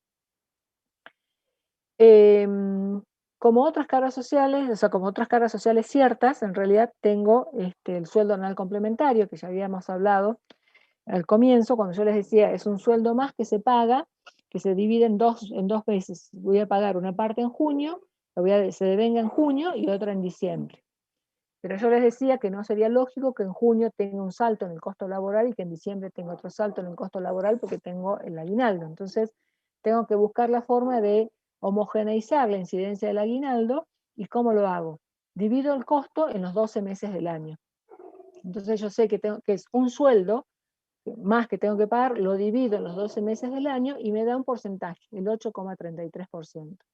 Entonces yo sé, puedo ir haciendo la provisión para ese aguinaldo, porque si bien lo voy a pagar en junio y lo voy a pagar en diciembre, yo sé que mes a mes se va devengando, porque es una consecuencia de tener un empleado en relación de dependencia. Entonces mes por mes puedo ir haciendo ese devengamiento de la cuota de aguinaldo que corresponde a cada mes. Dividiendo entonces, ¿cómo obtengo ese porcentaje? Dividiendo 1, porque es un mes, dividido los 12 meses de sueldo. 1 sobre 12 por 100 me da el 8,33%. Profe, Sí, disculpe una consulta respecto al aguinaldo. sí. Habíamos dicho anteriormente con el tema de los salarios que la parte que efectivamente trabajaba o que colaboraba ahí a la producción lo mandábamos a costo. Todo lo que son ociosidades o el tiempo que se perdía era un gasto. Bueno, ¿cómo funciona eso con el aguinaldo? ¿Lo mandamos directamente a costo? No. Y bueno, el aguinaldo, ¿qué va a pasar? Vos vas a ir haciendo la provisión sobre el aguinaldo, mes por mes. Cuando llegue el momento, llegue junio, llegue diciembre, eso se va a pagar y va a salir en la liquidación, aguinaldo, sueldo anual complementario, menos las retenciones, y le vas a pagar el resto. Eso en realidad no te...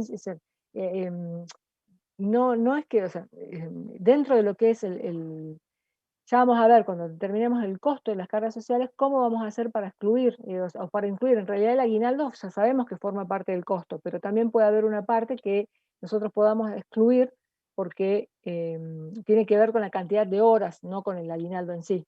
Entonces yo puedo saber, después del total del sueldo que estoy pagando, porque este aguinaldo es un sueldo más, pero yo, o sea, lo voy provisionando mes por mes, o sea, voy mandándolo al costo en principio a través de esa provisión, y después lo voy a ir computando, cuando lo pague, voy a ir dando de baja esa provisión. En realidad el aguinaldo forma parte del costo.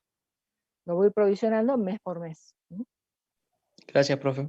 Después, porque inclusive ya vamos a ver, porque ese aguinaldo también yo lo pago sobre los ausentismos pagos, porque en realidad, ¿por qué es un costo? Porque si yo tengo que pagar 100 pesos, cuando el empleado se toma vacaciones, yo le tengo que pagar un plus vacacional, ¿sí? Ese mes que el empleado tomó vacaciones, él va a cobrar un poco más.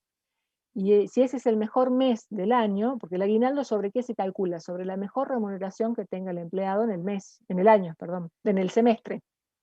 ¿Qué va a pasar? Yo tengo que evaluar, tengo que pagar, la primera cuota del aguinaldo es en junio. Tengo que hacer una historia y mirar, bueno, ¿cuál fue el mejor mes, el mejor sueldo que tuvo entre enero y junio? Y supongamos que en marzo se tomó vacaciones, o sea, suponiendo que no hay aumentos de sueldo, que estamos constantes con el mismo sueldo y demás, en marzo se tomó vacaciones, entonces tuvo un mejor sueldo, fue el mejor sueldo del mes. Entonces marzo va a ser mi referencia para pagarle el aguinaldo. Y sobre ese aguinaldo yo tengo que pagar las cargas sociales, ¿sí? A la segunda parte del semestre, llega diciembre, yo miro para atrás y digo, bueno, entre julio y diciembre, ¿Cuál fue el mejor sueldo que tuvo? El de diciembre, por ejemplo, porque, bueno, justo hubo un aumento de sueldos o hubo algunas horas extras que ya vamos a ver en qué casos corresponde o no imputarlas como costo. Entonces, el mejor sueldo fue el de diciembre, bueno, sobre ese voy a calcular el aguinaldo con sus cargas sociales. Pero justamente, para evitar esto que yo les decía que en junio y en diciembre tengan los mayores costos laborales, voy a hacer una provisión dividiendo, digamos, provisionando mes a mes ese aguinaldo sobre lo que se vaya devengando en ese mes. Ya lo vamos a ver enseguida.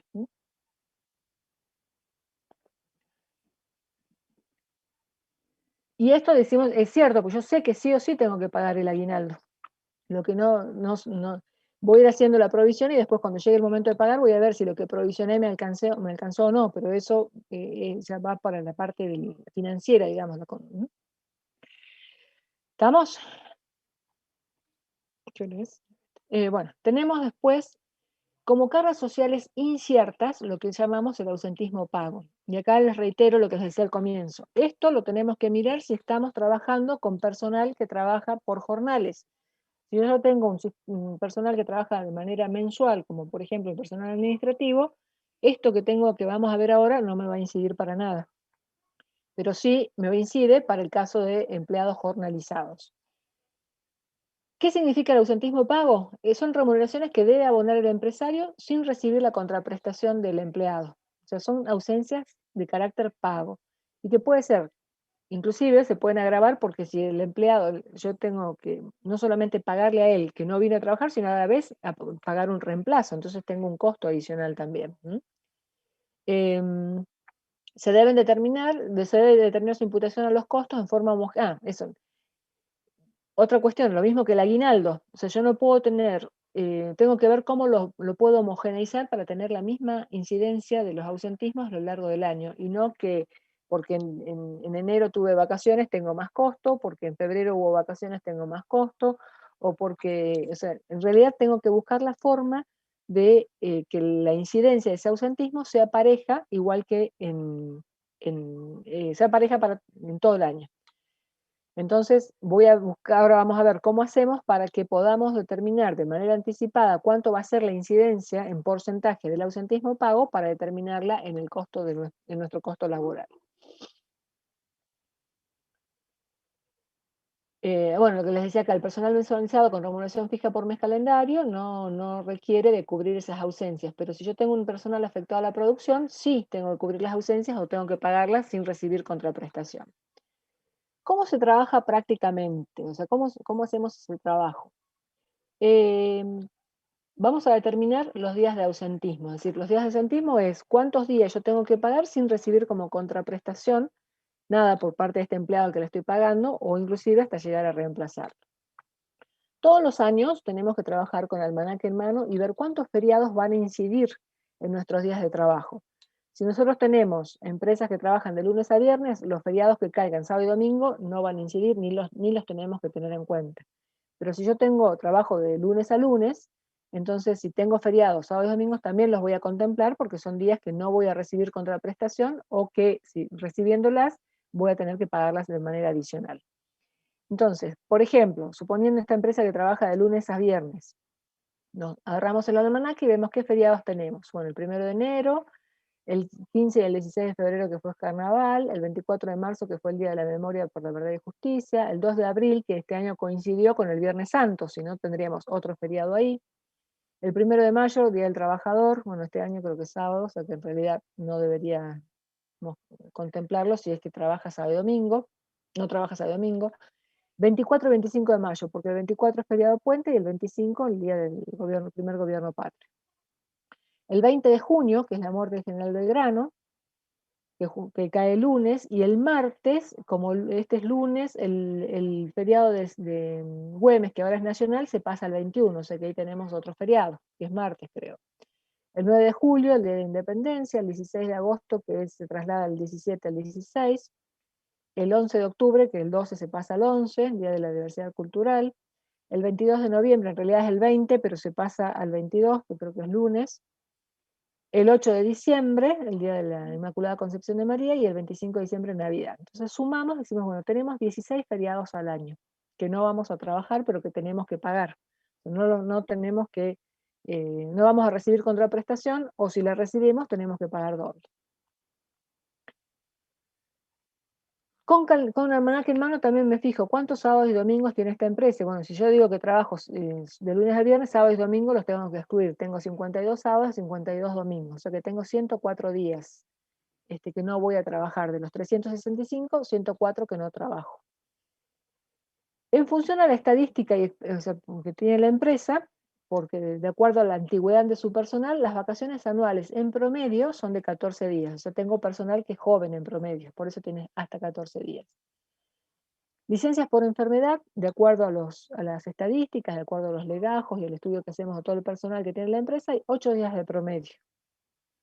Licencias especiales por conceptos varios, 10 días. Pueden ser ahí no por enfermedad, porque ya está incluido arriba, puede ser por estudio, por nacimientos, por casamientos, por mudanza, por lo que se les ocurra que permita el convenio colectivo, 10 días.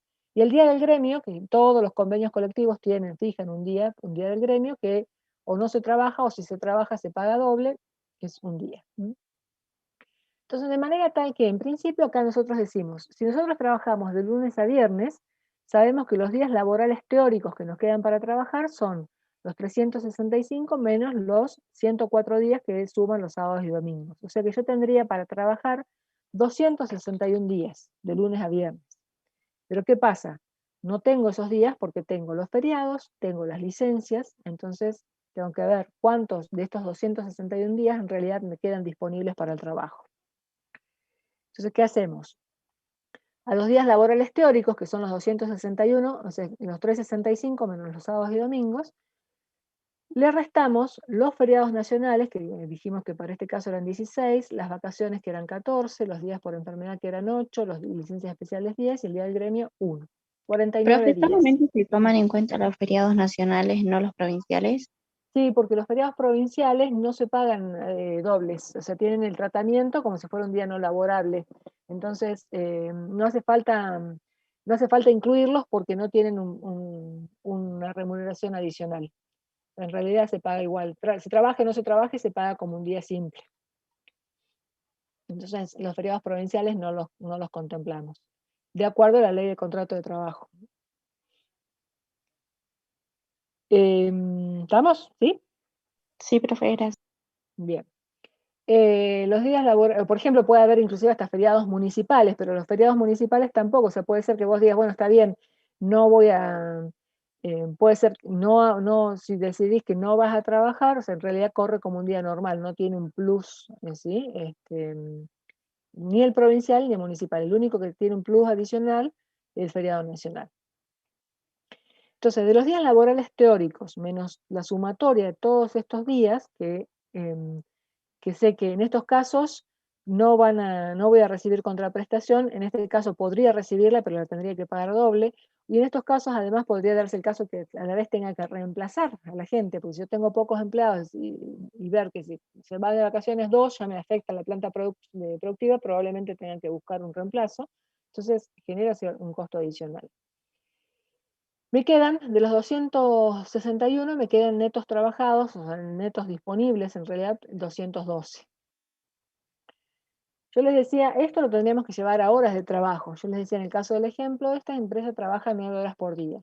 Entonces, si trabaja 9 horas por día, ¿qué hago? 9 horas por 212, tengo horas promedio de asistencia a la empresa, cada empleado tendría que tener 1908 horas promedio de asistencia. Promedio justamente porque vemos que es un promedio entre toda la planta, entre todos los empleados. A la vez, si yo están en un horario corrido, les tengo que dar un descanso para el almuerzo. Entonces, supongamos que le damos media hora por día. De estos 212 días que está disponible para trabajar, media hora por día me representan 106 horas.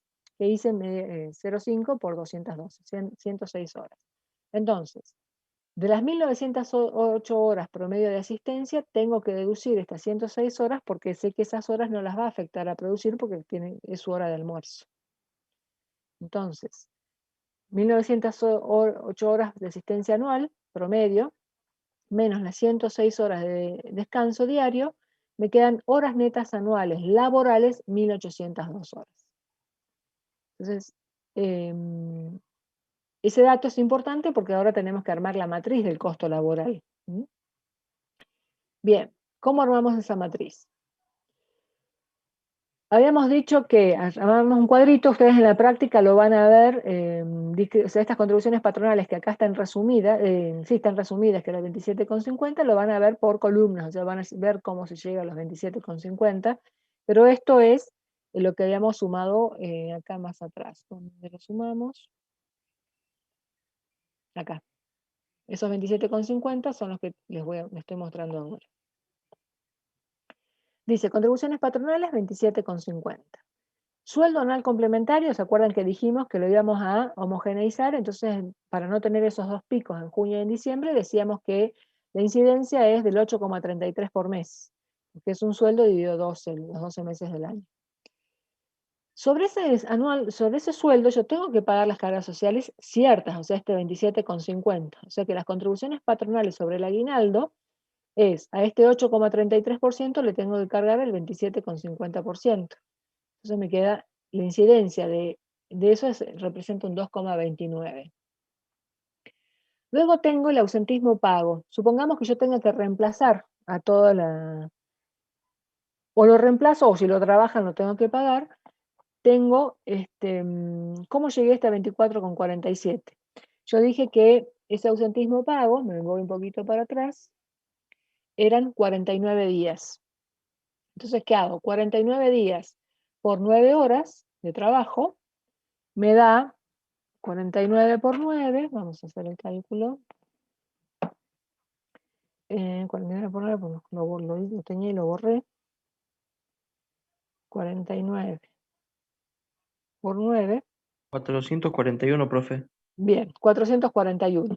Esos 441 los voy a dividir para ver qué incidencia tienen en las horas netas laborales, lo voy a dividir en las horas netas disponibles que me quedaban 1.802 horas.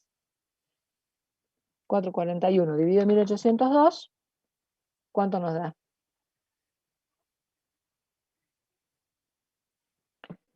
24,47. O sea, 0,24. Claro, 24,47, que es en porcentaje, es eso que pusimos acá.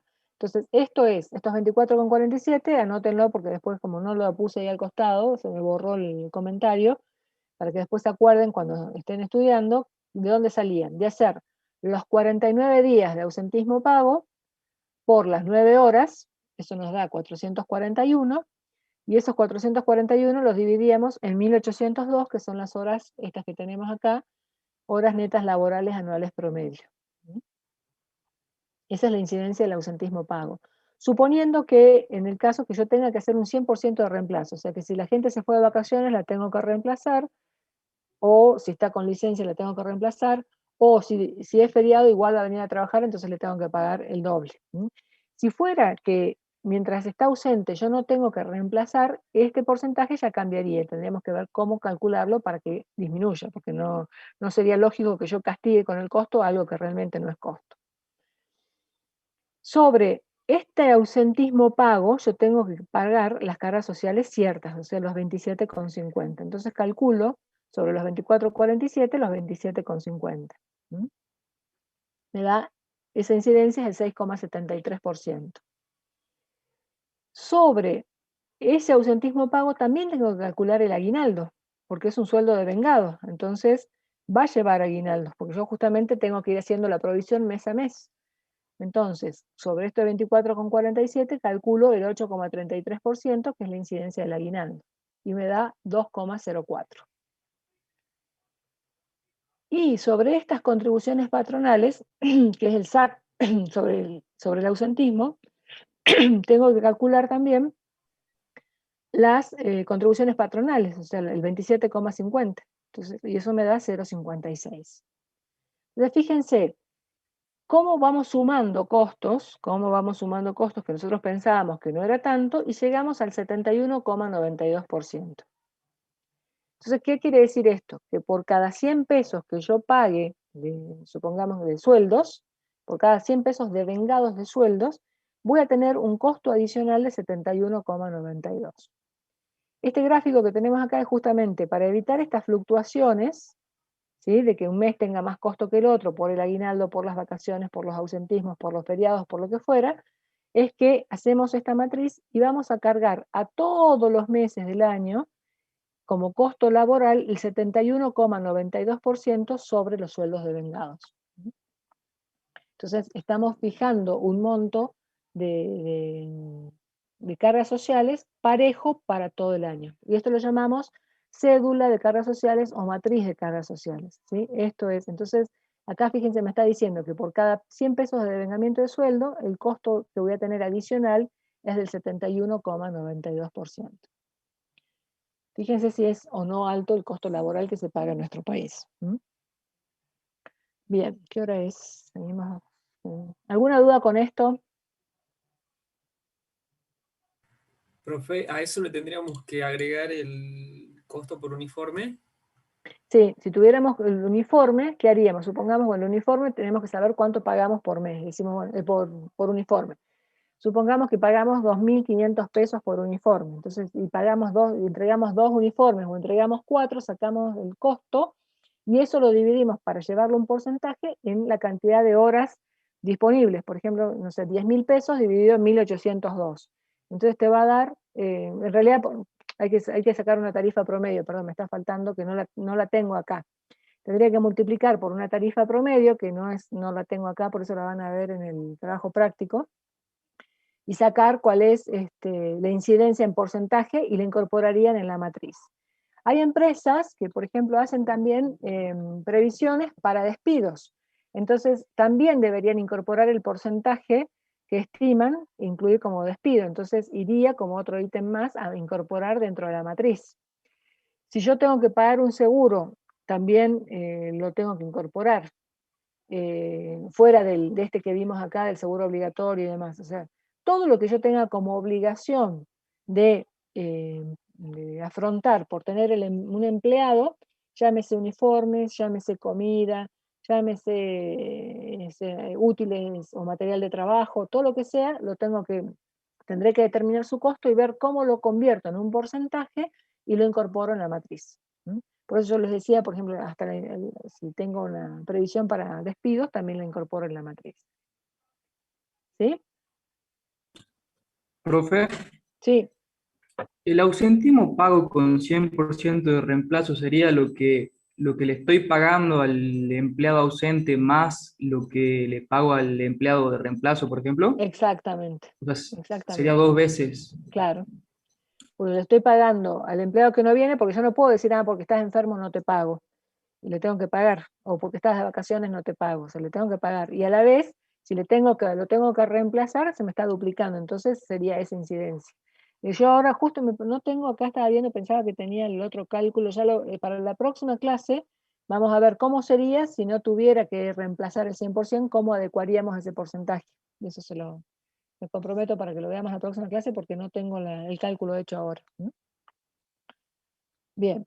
Pero fíjense entonces, partimos de esta que era una carga social cierta, el aguinaldo que también es cierto, lo transformamos, lo mensualizamos, sobre ese aguinaldo calculamos las cargas sociales ciertas, sobre el ausentismo pago que es incierto, pero que es determinado en función a la experiencia de la empresa, estadísticas de la empresa, sobre esa carga social incierta cargamos las contribuciones patronales. O sea, este 673 sería una carga social derivada, porque estoy aplicando sobre una incierta, una cierta.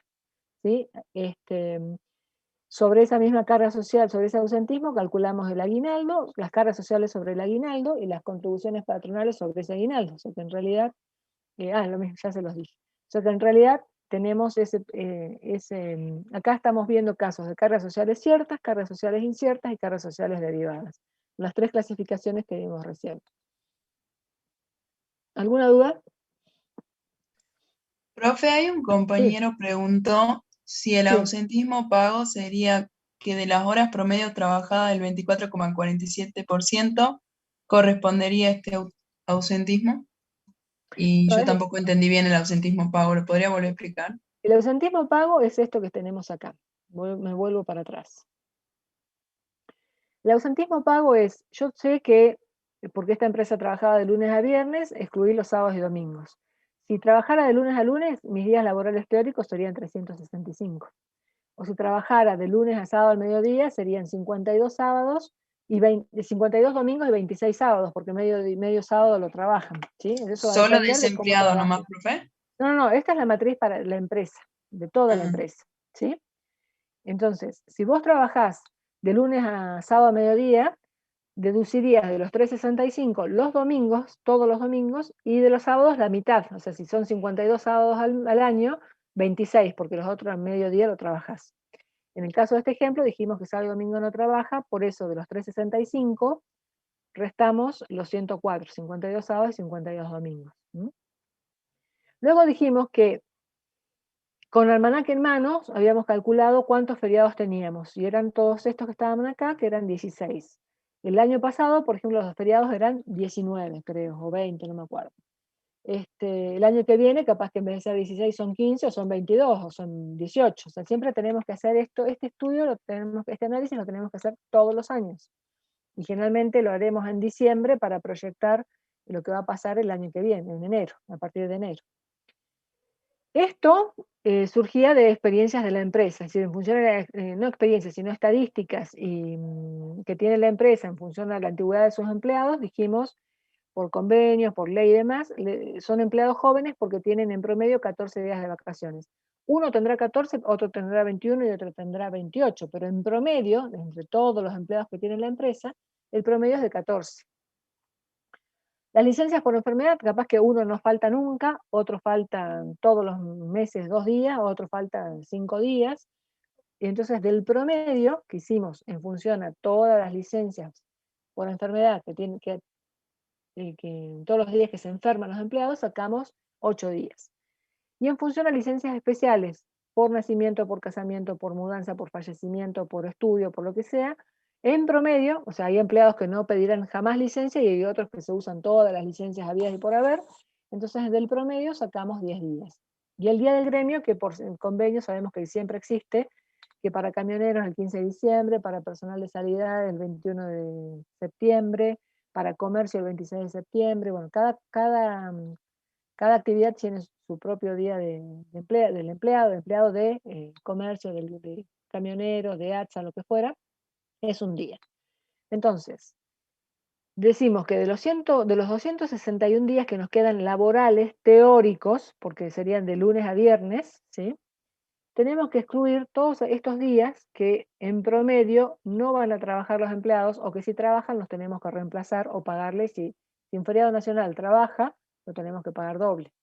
Si en las vacaciones no trabaja, o sea, yo porque se va de vacaciones le tengo que pagar esas vacaciones, pero a la vez probablemente lo tenga que reemplazar porque no puedo quedarme sin empleado, entonces lo tengo que reemplazar, tengo ese costo. Cuando se enferma, entonces lo tengo que reemplazar. Entonces, supongamos que yo, de la sumatoria de los feriados, de las vacaciones, de las licencias especiales y por enfermedad y demás, tengo 49 días que no voy a recibir contraprestación del empleado, pero que lo tengo que pagar. Entonces, de los 261 menos los 49, me quedan 212. Estos 49 es lo que nosotros llamamos un ausentismo pago, porque el empleado puede o no va a estar trabajando y lo tengo que pagar, o va a estar trabajando y le tengo que pagar doble porque es un feriado y se paga el 100%, o no va a trabajar, le tengo que pagar a él y además le tengo que pagar el reemplazo. Entonces, el ausentismo pago, acá lo teníamos definido como corresponde a las remuneraciones que debe abonar el empresario sin que éste reciba efectiva contraprestación de servicios por parte del empleado. Son ausencias de carácter paga. Responden a diversos conceptos. Algunos son de incidencia cíclica o estacional, otros se pueden distribuir a lo largo del año. Entonces, lo que nosotros hacemos es ver cómo es ese ausentismo para que tenga una incidencia no cíclica, o sea, que no haga picos, sino que sea pareja. Entonces, hicimos este cálculo de matriz. ¿Qué dijimos con el ausentismo? Eran 49 días donde el empleado o no trabaja, o sea, le tengo que pagar y no trabaja, o lo tengo que reemplazar, ¿sí? Por eso dice con un 100% de reemplazo. Los días que él faltó, vino el reemplazo y además le pago a él. ¿Cómo calculamos ese 24-47? Dijimos que eran los 49 días por 9 horas de trabajo, Eso nos daba 441, y eso lo dividimos en las 1802 horas. ¿Qué son las 1802 horas? Estas que nos quedan disponibles, horas netas anuales promedios, laborales promedios. Se supone que estas son las que quedan para trabajar. Entonces, de ahí nos quedó que la incidencia de ese ausentismo es del 24,47%. Ese es ausentismo pago, que yo tengo que pagar sin recibir una contraprestación. O sea, el empleado no va a trabajar, no me está otorgando su trabajo y yo se lo tengo que pagar. Y a la vez tengo que reemplazarlo.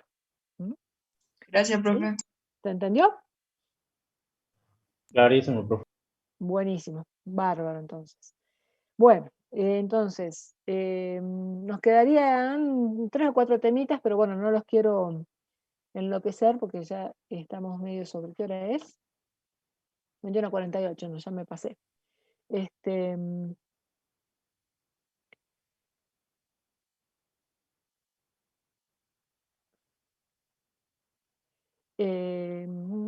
Bueno, dudas o inquietudes hasta acá. Nos quedarían un par de temitas para ver, que lo vamos a ver la clase que viene. Y empezaríamos con otro tema. ¿Alguna duda? Ninguna de mi parte, profe. Buenísimo. ¿El resto? No, profe, todo bien claro. De mi parte tampoco, Bueno, profe. me alegro mucho entonces.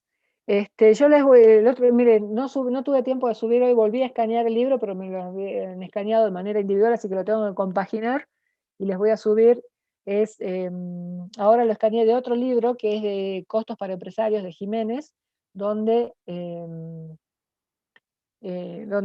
bueno, ahí van a encontrar bien didáctico todo esto que estuvimos viendo la clase pasada y esta, y lo que viene del pedacito que nos faltó. A ver, acá alguien que me está preguntando cómo quedó el tema con el tema del cuestionario para la promoción de los que tenemos regular contra. No, ¿qué cuestionario para promoción? A ver, vuelvo con el tema del trabajo. El trabajo grupal, o sea, no es un cuestionario, es un trabajo grupal que es para todos los alumnos, sean de promoción o sean regulares. Es lo obligatorio para todos. Y ya después vamos a ir subiendo a la plataforma cuestionarios que también son para todos y que también les va a subir, los va a ayudar al que responde al cuestionario, los ayuda para estudiar, o sea, porque en realidad después son muchas de las preguntas de examen están ahí en el cuestionario, y después, bueno, son actividades que vamos a ir subiendo de a poco. Acá me preguntan, me dice que era para... no es un cuestionario, era un formulario para anotarse. Una de las chicas del centro de estudiantes, que creo que está acá, Mariana Tapia creo que es, había hecho circular un formulario donde se tenían que anotar los que quisieran estar promocionales los que quisieran estar condicionales para la promoción. Lo que yo les aclaré en su momento, y que lo reitero, es que quien cumpla los requisitos y pueda estar en condiciones de promocionar, si no está hoy en día habilitado para promoción, no puede figurar en su estado curricular como promoción. Va a figurar como regular y después se tendrá que inscribir en la primera mesa de examen y ahí le pondremos la nota. Para el parcial, lo dije la clase pasada, lo reitero, en trabajos prácticos va a entrar hasta materia prima y en teoría va a entrar hasta mano de obra. ¿Alguna otra duda? ¿Nada más? No, profe. Bueno, nos vemos, si Dios quiere, el lunes. Que tengan buen fin de semana, estudien, vayan leyendo un poquito, así no se enloquecen después a último momento. Gracias, profe. Buenas noches. Gracias, profe. Buen fin de. Y gracias Chao, igualmente profe. para Chao, todos. profe. Nos vemos, Buen que les fin vaya de. lindo. Chau, Chao, chau. profe, hasta el lunes. Chao, hasta luego.